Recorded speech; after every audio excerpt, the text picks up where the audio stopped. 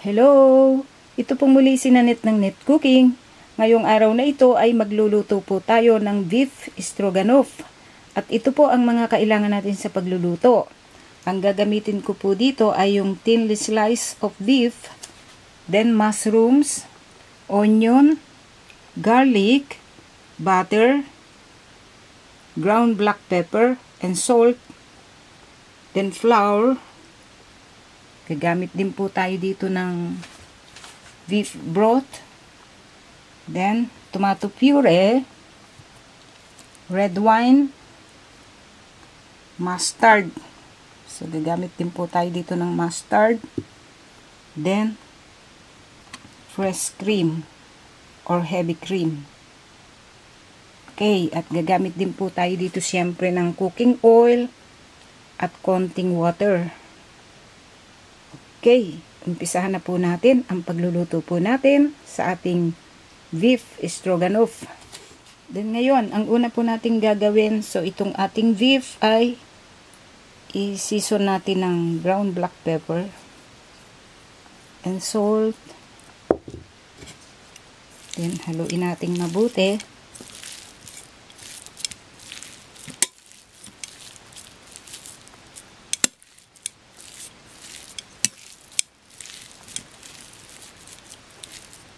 Then, ito yung thinly slice na beef o yung malinipis na hiwa ng beef ng baka. Then, ang gagawin po natin, toss lang natin dito sa flour.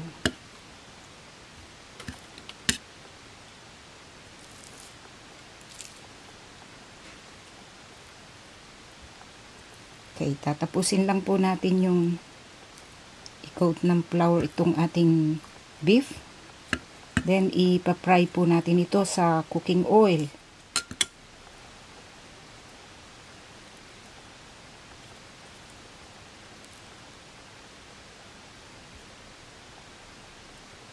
Okay, so narito na po yung ating beef after na na-coated natin ng flour. Okay, then ngayon, ipa-fry po natin ito. Then ngayon, meron po tayo ditong cooking pot. Ang gagawin natin, ipa-fry natin itong beef. Nilagyan lang natin ito ng 1 tablespoon of cooking oil.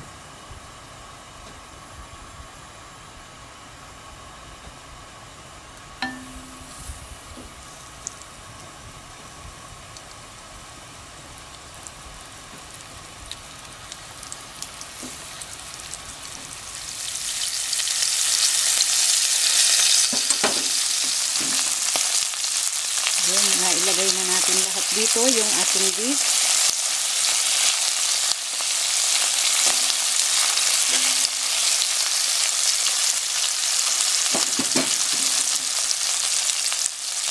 Parang nasanay ako dito sa chopstick.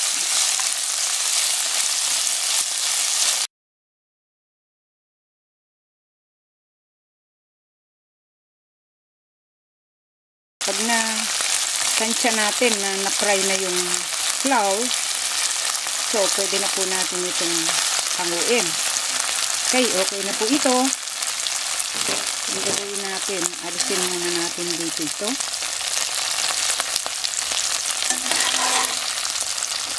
Then ngayon, ang susunod po natin gagawin, meron tayong natirang konting oil. Ilagay po natin itong butter.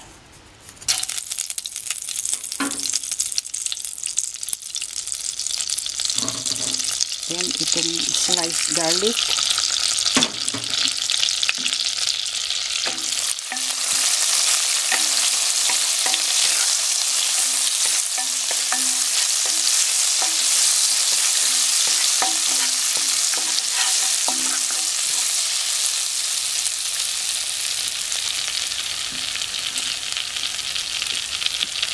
Then, ilagay po natin itong onion.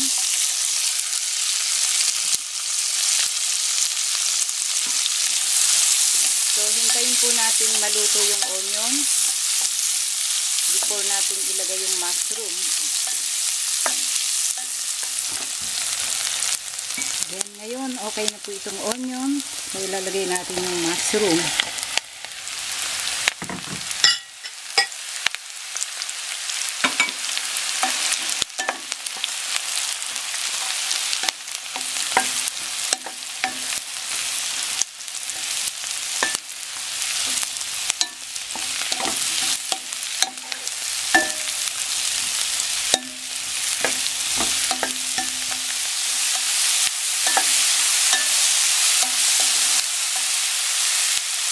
Then dito, ilalagay po natin itong beef.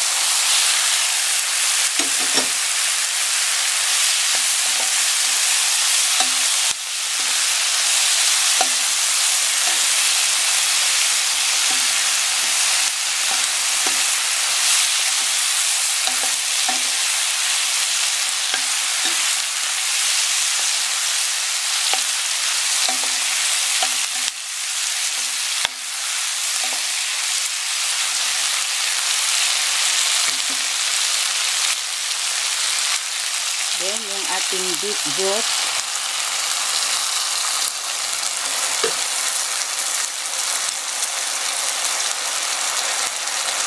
Then, red wine.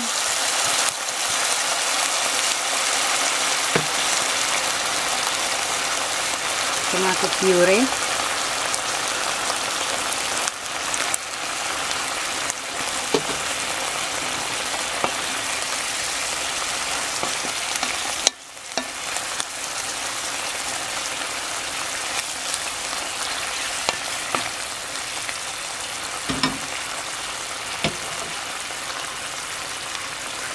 Lagyan po natin ng cover. So, hayaan natin mag-simmer. Then, ngayon, after 10 minutes, so, tingnan po natin, luluto natin.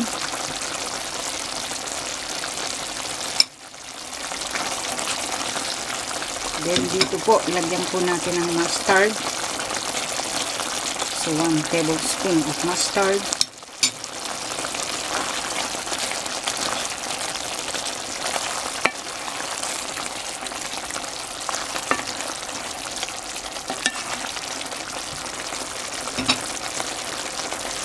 Then, lalagyan po natin ng heavy cream.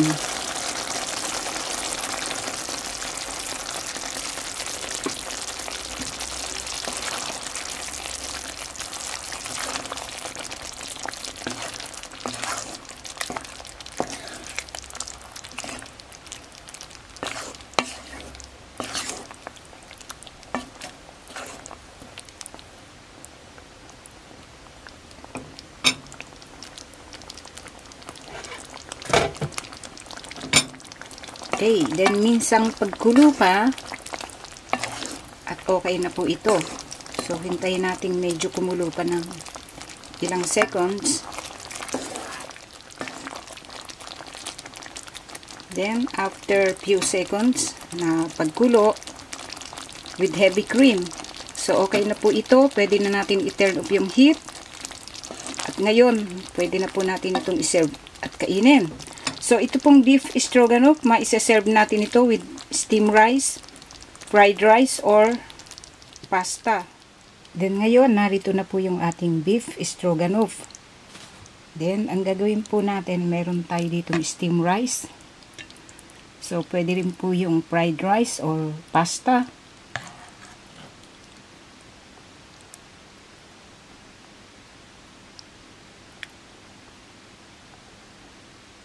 Ilagay po natin dito.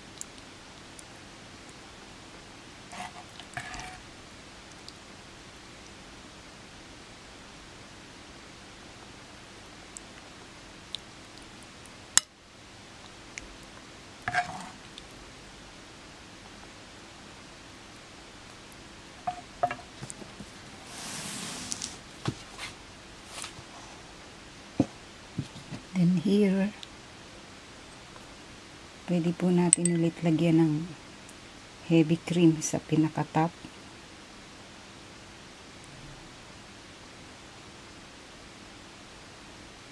Before i-serve. So, optional lang ito kung gusto nyo. Kung ayaw nyo naman, okay din. Then, meron tayo itong fresh na parsley.